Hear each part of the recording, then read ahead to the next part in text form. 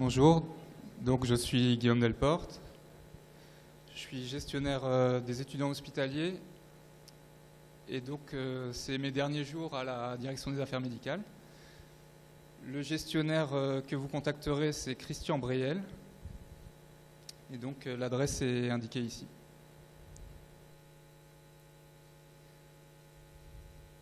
Donc là vous avez le mail qui est un mail générique si vous souhaitez le contacter. Alors je vais aller assez vite parce qu'il y a des doublons avec les présentations d'avant. Pour les inscriptions, donc actuellement ça a été validé à peu près jusqu'à la lettre S. Si vous êtes après la lettre S, c'est normal qu'il n'y ait pas encore de validation. Il y a certains étudiants aussi où on n'a pas pu valider parce que j'avais pas la liste des DOM-TOM par exemple. Donc les transferts de fac, ça peut aussi ne pas être validé, mais ça va être fini lundi. Donc s'il n'y a pas de nouvelles lundi, vous recontactez l'adresse mail générique qui a été donnée avant. Les inscriptions donc, ont un impact sur la rémunération.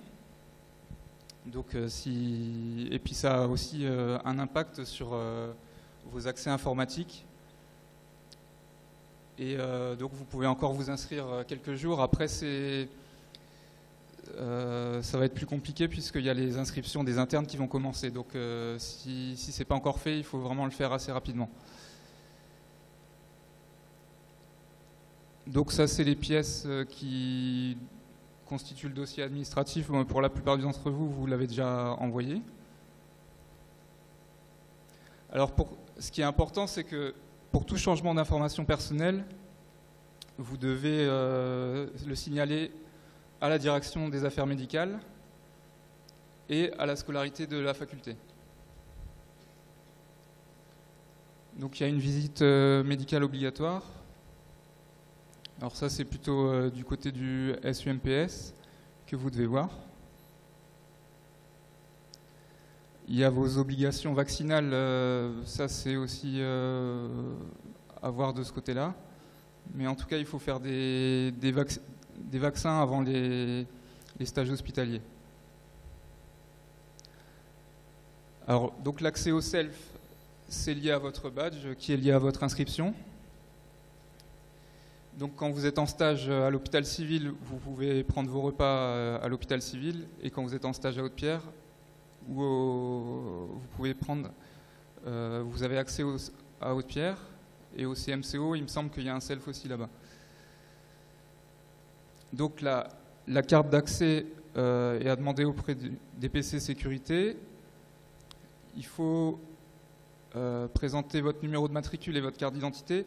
Le numéro de matricule, lors des choix de stage, on va vous le donner sur des feuilles, donc il faudra le noter lors des choix de stage pendant vos choix de grille.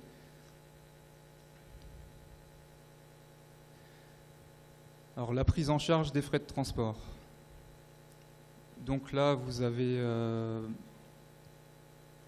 tous les transports en commun qui sont pris en compte.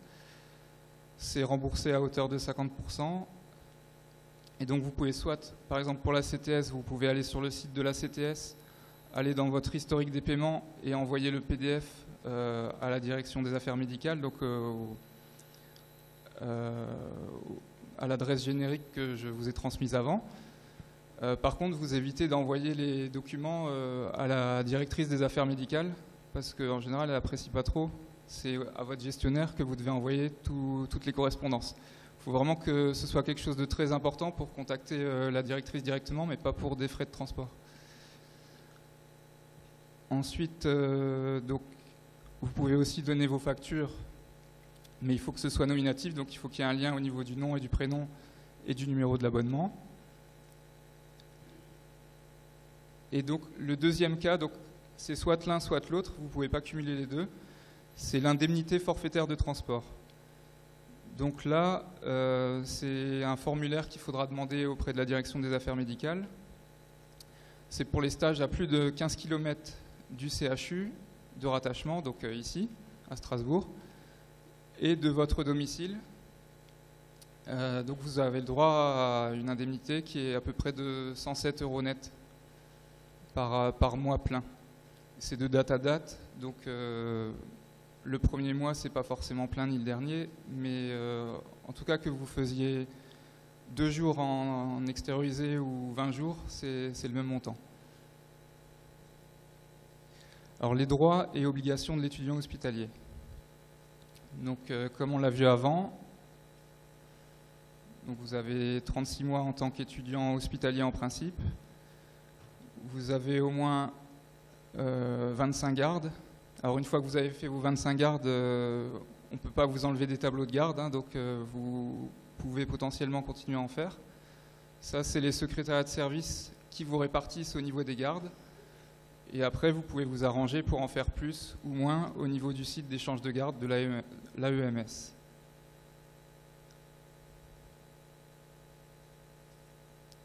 Donc en DAFSM 1 et 2, les stages sont effectués à temps plein, comme on l'a vu avant. Alors ça, bon, on vous l'a expliqué un petit peu avant, vos actes médicaux, donc ça je ne vais pas beaucoup revenir dessus.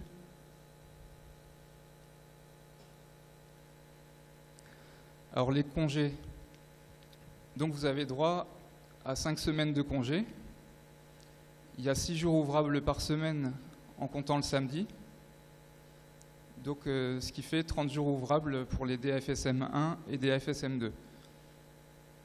Donc vous avez droit à un mois de congé annuel qui est déterminé par votre grille.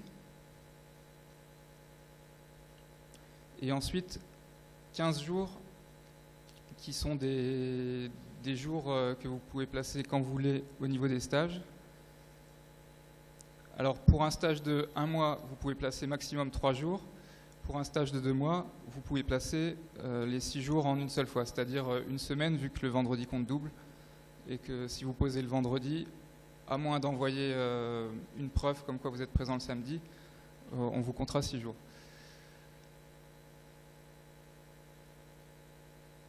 Vous avez aussi en DAFSM 1 mois de congé sans solde. Donc là, ce sera a priori, comme les autres années, en juin et en septembre, selon votre grille. Donc ça, ce sera à voir au moment des choix de grille. Alors, vous avez droit aussi à des absences autorisées.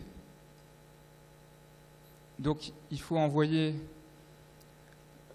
au gestionnaire, c'est-à-dire Monsieur Briel, hein, qui sera présent bientôt. Et il faut un justificatif de l'événement. Donc c'est 5 jours pour mariage, 3 jours pour naissance et 3 jours pour décès ou maladie grave d'un proche. Alors un proche, c'est-à-dire c'est un parent, un conjoint ou un enfant, et donc c'est important. C'est pas les grands-parents. Les grands-parents, ça donne, en tant qu'étudiant hospitalier, ça donne pas droit à des jours des autorisations d'absence. Alors les congés maladie. Donc si vous êtes malade, vous devez avertir votre service. Vous devez adresser le volet 1 et 2 à la CPAM rapidement, puisqu'en principe c'est dans les 48 heures. Et ensuite, vous adressez le volet qui est indiqué à la direction des affaires médicales. Donc, bon, le principal, c'est surtout au départ que le service soit prévenu et après de régulariser avec les affaires médicales.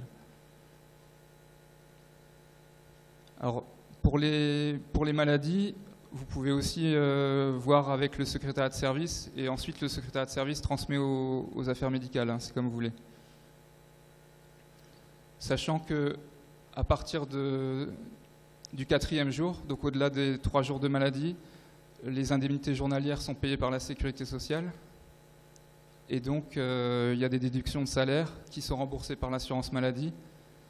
Et donc, dans ces cas-là, si vous n'envoyez pas correctement à la CPAM, vous n'aurez pas les déductions qui seront remboursées. Alors, les accidents du travail, donc que ce soit les AES ou les accidents de trajet, ça c'est très important de le signaler assez rapidement, donc c'est dans les 24 ou 48 heures. Donc vous devrez aller au trait d'union pour faire la première prise de sang. Vous faites, ça c'est important aussi de faire établir le certificat médical initial. Donc il y a 4 volets sur ce certificat médical initial.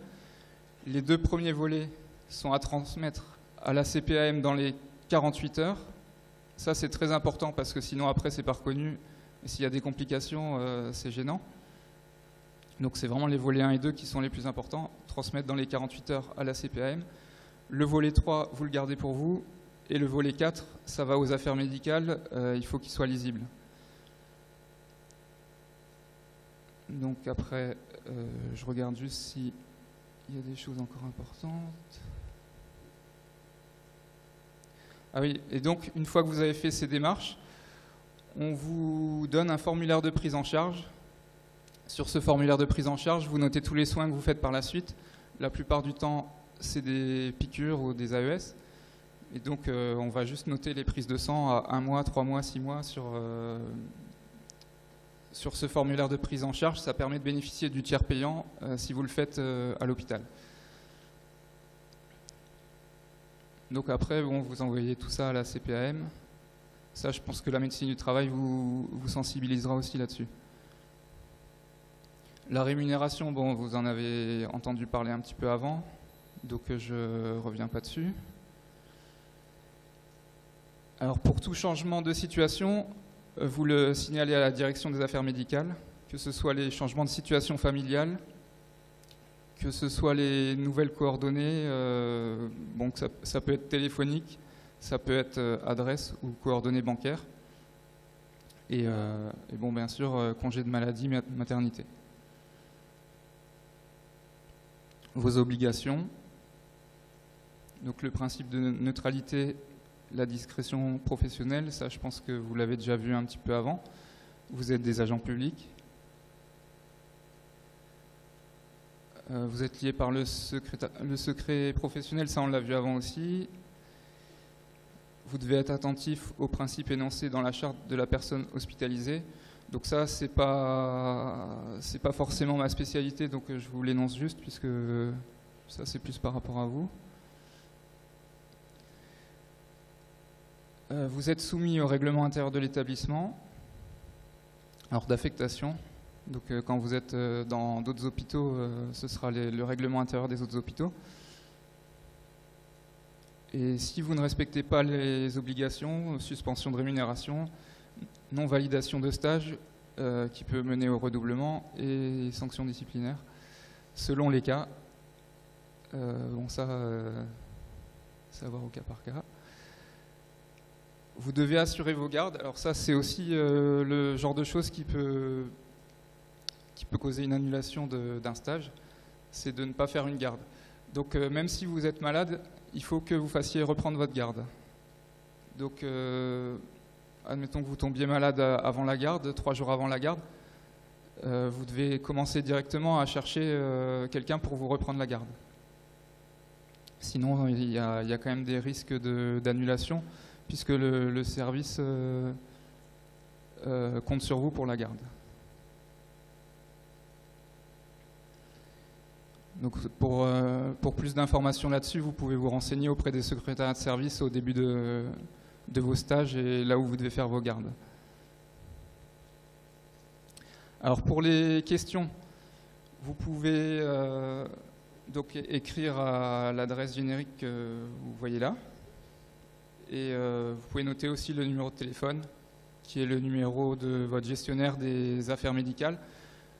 Donc ce sera Monsieur Breyel à partir de la semaine prochaine, a priori, puisque moi je quitte mes fonctions à partir du 3 octobre. Et donc en écrivant à l'adresse générique, il recevra vos mails. Voilà.